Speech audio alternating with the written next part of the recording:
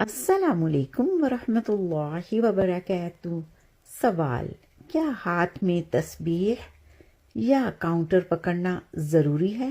تو آئیے جانتے ہیں۔ تسبیح کہتے ہیں ایک قسم کے آلے یا اوزار کو، ڈیوائس کہہ لیجئے، ٹول، ذریعہ، وسیلہ۔ جب آپ کے ہاتھ میں تسبیح ہوتی ہے تو آٹومیٹیکلی آپ ذکر میں مشغول رہتے ہیں، آپ کی زبان ذکر سے تر اور دل معطر رہتا ہے۔ جب آپ کے ہاتھ میں تسبیح نہیں ہوتی تو آپ ذکر کرنا بھول بھی جاتے ہیں، اور اگر ذکر کرتے بھی ہیں 10 مرتبہ، 20 یا 50 مرتبہ کہہ لیجئے، تو آپ سوچتے ہیں کہ ہم نے بہت ذکر کر لیا۔ لیکن جب تسبیح آپ پڑھتے ہیں، آپ کے ہاتھ میں ہوتی ہے اور آپ کو پتہ چلتا ہے کہ ہم نے 100 مرتبہ ذکر کر لیا ہے، تو آپ کا دل چاہتا ہے کہ ہم اور ذکر کریں، 200 مرتبہ پڑھ لیں۔ تو اس سے فائدہ بہت ہوتا ہے۔ تسبیح سے اللہ سبحانہ و تعالی آپ پہ رحمتیں نشاور کرتا ہے۔ جتنا آپ اپنے آپ کو ذکر میں مشغول رکھیں گے اتنے ہی فائدے زیادہ ہیں۔ تو آپ بھولیں گے نہیں۔ تسبیح ایک ریمائنڈر ہے، اللہ سے جوڑنے کا ایک ذریعہ ہے۔ شکراً۔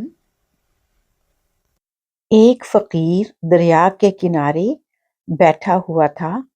کسی نے پوچھا، بابا کیا کر رہے ہو؟ فقیر نے کہا، انتظار کر رہا ہوں کہ مکمل دریا بہہ جائے تو پھر پار کروں۔ اس آدمی نے کہا، کیسی بات کرتے ہو بابا، مکمل پانی بہنے کے انتظار میں تو تم کبھی دریا پار کر ہی نہیں سکتے۔ فقیر نے کہا، یہی تو میں تم لوگوں کو سمجھانا چاہتا ہوں کہ تم لوگ جو ہمیشہ یہ کہتے رہتے ہو کہ ایک بار گھر کی ذمہ داریاں پوری ہو جائیں تو پھر نماز پڑھوں گا، داڑھی رکھوں گا، حج کروں گا، خدمت کروں گا، جیسے دریا کا پانی ختم نہیں ہوگا، ہمیں اس پانی سے ہی پار جانے کا راستہ بنانا ہے۔ اسی طرح زندگی ختم ہو جائے گی، پر زندگی کے کام اور ذمہ داری کبھی ختم نہیں ہوں گے۔ اللہ کا ذکر۔ مولانا رومی رحمۃ اللہ علیہ فرماتے ہیں کہ ایک صوفی اللہ کے ذکر میں شب بیداری کر رہا تھا۔ شیطان نے کہا، اے صوفی خاموش رہ، تیرے ذکر کا کیا فائدہ؟ اللہ کی طرف سے جواب نہیں آ رہا۔ صوفی دل برداشتہ ہو کر سو گیا۔ خواب میں حضرت خضر علیہ السلام سے ملاقات ہوئی۔ آپ علیہ السلام نے فرمایا، اللہ کے ذکر سے کیوں غافل ہو گئے ہو؟ صوفی کہنے لگا، اللہ کی طرف سے جواب نہیں آ رہا، اس لیے ذکر چھوڑ دیا۔ حضرت خضر علیہ السلام نے فرمایا، اللہ کہتا ہے، اے بندے، تیرا اللہ کہنا ہی میرا جواب ہے۔ جب تک تیرا پہلی بار اللہ کہنا قبول نہیں ہوتا، اس وقت تک میں دوسری بار کہنے کی توفیق نہیں دیتا۔ دریائے نیل کے نام خط۔ جب حضرت عمرو ابن العاص رضی اللہ تعالی عنہ نے مصر فتح کیا تو اہل مصر نے فاتح مصر ابن العاص رضی اللہ تعالی عنہ سے کہا کہ ہمارے ملک میں کاشتکاری کا سارا دار و مدار دریائے نیل پر ہے۔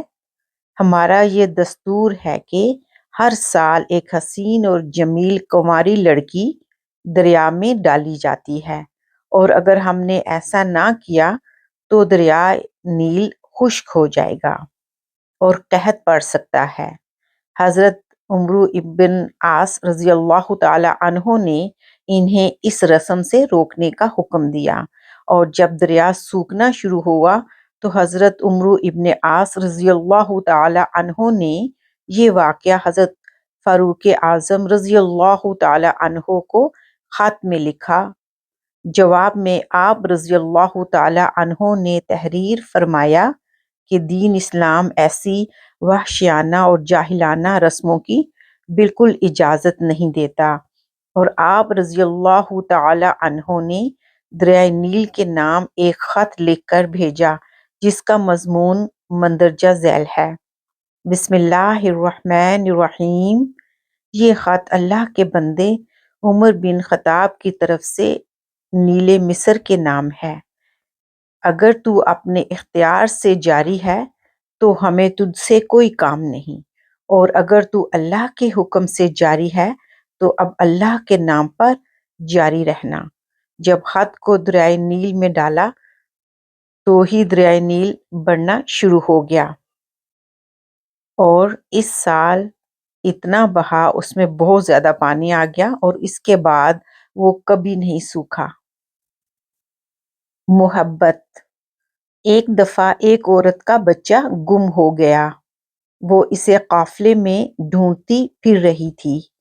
وہ ایک ایک آدمی سے بچے کے بارے میں پوچھتی، بالآخر اس کا کھویا ہوا جگر گوشہ مل گیا۔ اس نے لپک کر اسے سینے سے لگا لیا، مگر اسے یقین نہ آتا تھا۔ وہ بار بار اس کا منہ دیکھتی اور خوب پیار کرتی۔ ہر شخص اس کی کیفیت سے متاثر ہو رہا تھا۔ عین اسی وقت آپ صلی اللہ علیہ وآلہ وسلم صحابہ اکرام رضی اللہ تعالی عنہما سے مخاطب ہوئے اور فرمایا، کیا خیال ہے تمہارا؟ یہ عورت اپنے بچے کو آگ میں ڈال سکتی ہے؟ سب نے عرض کی، نہیں، یہ ایسا ہرگز نہیں کر سکتی، کیونکہ اسے اپنے بیٹے سے بے پایاں محبت ہے۔